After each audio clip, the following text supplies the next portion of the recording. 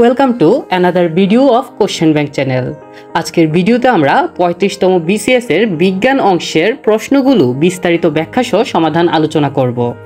BCS সহ যে কোনো প্রতিযোগিতামূলক পরীক্ষার জন্য বিজ্ঞান প্রশ্নোত্তরগুলোর ভালো প্রিপারেশন নিতে চাইলে আমাদের কোশ্চেন ব্যাংক চ্যানেলের বিসিএস বিজ্ঞান প্লেলিস্টটিতে গেলে 45 থেকে 35তম বিসিএস এর যাবতীয় বিজ্ঞান প্রশ্নের বিস্তারিত ব্যাখ্যা সহ আলোচনা সমাধান পেয়ে যাবেন।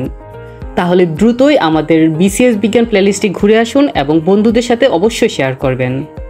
তাহলে চলুন দেরি না করে আজকের 35তম বিসিএস এর বিজ্ঞান প্রশ্নোত্তরগুলোর আলোচনা শুরু করা যাক। প্রশ্ন 1, ডিএনএ অণুর দ্বি হেলিক্স কাঠামোর জনক কে? ওয়াটসন ও ক্রিক। ডিএনএ অণুর দ্বি হেলিক্স কাঠামোর জনক হলো ওয়াটসন ও ক্রিক। ডিএনএ হলো একটি নিউক্লিক অ্যাসিড যা জীবদেহের গঠন ও ক্রিয়াকলাপ নিয়ন্ত্রণের জিনগত নির্দেশ ধারণ করে।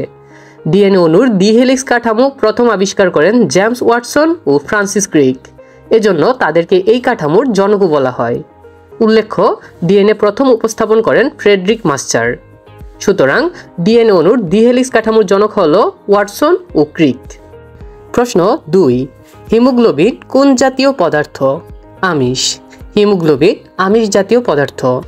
হিমোগ্লোবিন হলো রক্তের লোহিত কণিকায় বিদ্যমান এক প্রকার শ্বাসরঞ্জক পদার্থ।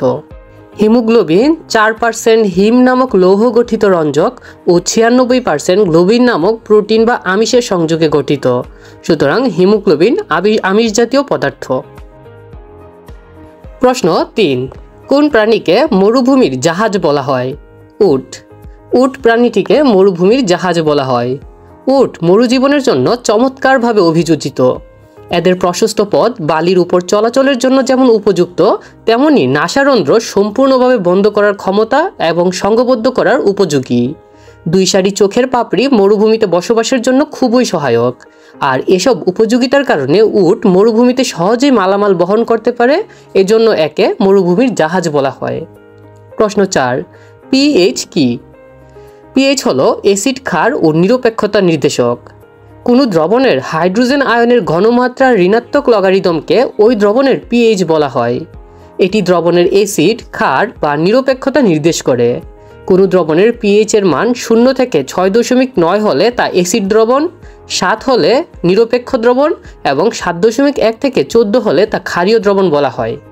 অর্থাৎ পিএইচ হলো কোনো দ্রবণের অ্যাসিড বা ক্ষার অথবা নিরপেক্ষতা নির্দেশক। প্রশ্ন 5, গোয়েন্দা বিভাগে নিম্নের কোন রশ্মি ব্যবহৃত হয়? এক্স রশ্মি। গোয়েন্দা বিভাগে এক্স রশ্মি ব্যবহৃত হয়। কাঠের বাক্স বা চামড়ার থলিতে লুকানো বিস্ফোরক বা নিষিদ্ধ দ্রব্য খুঁজে বের করতে, এমনকি চোরাচালানির পেটে সোনা, রূপা ইত্যাদি শনাক্ত করতে গোয়েন্দা বিভাগে এক্স রে ব্যবহার করা হয়। প্রশ্ন 6, বিচ্ছিন্ন অবস্থায় একটি পরমাণুর শক্তি কীরকম? যুক্ত অবস্থার চাইতে অধিক। পরমাণুর কেন্দ্রে শক্তির অফুরন্ত ভাণ্ডার। বিচ্ছিন্ন অবস্থায় একটি পরমাণু শক্তি যুক্ত অবস্থার চাইতে অধিক থাকে।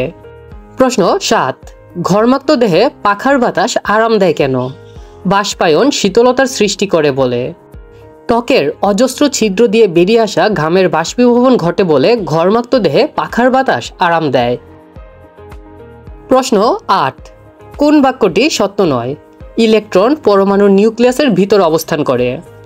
পদার্থের অভ্যন্তরস্থ পরমাণুর নিউক্লিয়াসে ধনাত্মক আধানযুক্ত প্রোটন ও আধানহীন নিউট্রন থাকে, আর নিউক্লিয়াসের চারদিকে ঋণাত্মক আধানযুক্ত ইলেকট্রন নির্দিষ্ট কক্ষপথে পরিভ্রমণ করে। সুতরাং ইলেকট্রন পরমাণুর নিউক্লিয়াসের ভিতরে অবস্থান করে এ বাক্যটি সত্য নয়, কারণ ইলেকট্রন পরমাণুর নিউক্লিয়াসের বাইরে কক্ষপথে পরিভ্রমণ করে। প্রশ্ন 9, কোনো বস্তুতে আধানের অস্তিত্ব নির্ণয়ের বস্তুর নাম কি? তড়িৎবীক্ষণ যন্ত্র। কোনো বস্তুতে চার্জ বা আধানের অস্তিত্ব নির্ণয়ের যন্ত্র হলো তড়িৎবীক্ষণ যন্ত্র।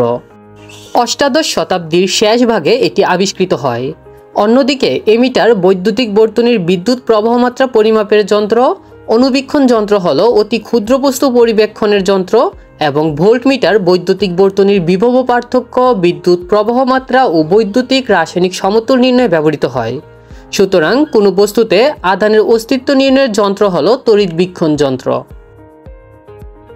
প্রশ্ন 10, নিম্নের কোনটি বেকিং পাউডারের মূল উপাদানের সংকেত? Sodium bicarbonate. বেকিং পাউডারের মূল উপাদানের সংকেত হলো সোডিয়াম বাইকার্বনেট। এর অপর নাম baking soda, bread soda, cooking soda বা খাবার সোডা। অন্যদিকে ক্যালসিয়াম কার্বনেটকে বলা হয় কোরাল। প্রশ্ন 11, আকৃতি, অবস্থান ও কাজের প্রকৃতি ভেদে আবরণী টিস্যু কত ধরনের? 3 ধরনের।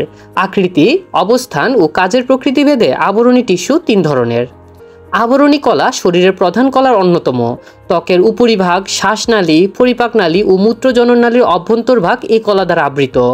আকৃতি, অবস্থান ও কাজের প্রকৃতি ভেদে আবরণী কলা 3 প্রকার, যথা 1 স্কোয়ামাস বা আইসাকার, 2 কিউবয়েডাল বা ঘনাকার এবং 3 কলামনার বা স্তম্ভাকৃতি।